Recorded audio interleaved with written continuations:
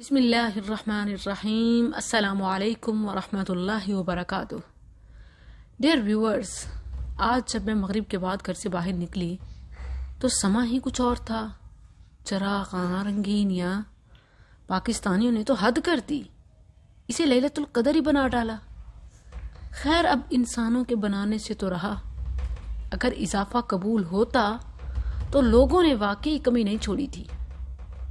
بھکاریوں کا انداز بھی الگ تھا، روک روک کر مانگ رہے تھے کہ آج کی رات کا صدقہ دگنا ثواب ہے۔ میرے معصوم بہنوں اور بھائیوں، عبادت کرو، نوافل پڑھو، قیام کرو، روزے رکھو، صدقہ کرو، آپ کو ہمیشہ میں ترغیب ہی دوں گی۔ ثواب ہی ثواب ہے، مگر اسے رجب یا واقعہ معراج یا لیلۃ الاسراء سے نہ جوڑ، کیونکہ یہ بات ثابت ہی نہیں ہے کہ 27 رجب ہی شب معراج ہے، یہ ثابت ہی نہیں ہے۔ آپ اس کا اندازہ اس بات سے لگائیں کہ شارح صحیح بخاری حافظ ابن حجر نے فتح الباری میں 10 ممکنہ تاریخیں بتائی ہیں، صرف ایک امام نے، ایک محدث نے، باقی ائمہ اور محدثین کے اقوال تو الگ الگ۔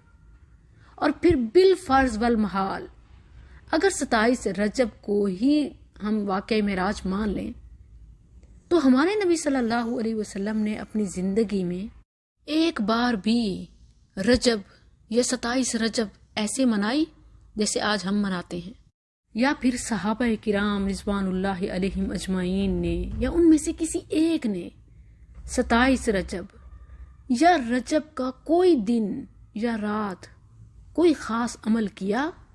نہیں واللہ نہیں۔ تو پھر ایک متفق علیہ حدیث سن لیں۔ عن عائشہ رضی اللہ عنہا قالت قال رسول اللہ صلی اللہ علیہ وسلم من احدث من امرنا هذا ما ليس منه فهو رد۔ جس نے ہمارے دین میں اپنی طرف سے کوئی نئی بات ایجاد کی، خواہ وہ عبادت اور فضائل اور محنت ہی کیوں نہ ہو، اپنی طرف سے ثواب کی کوشش کیوں نہ ہو، جس نے ہمارے دین میں اپنی طرف سے کوئی نئی بات ایجاد کی جو اس میں سے نہیں ہے، وہ مردود ہے۔ اور جانتے ہیں مردود کا لفظ اور کس کے لیے بولا گیا؟ الشیطان الرجیم، شیطان مردود۔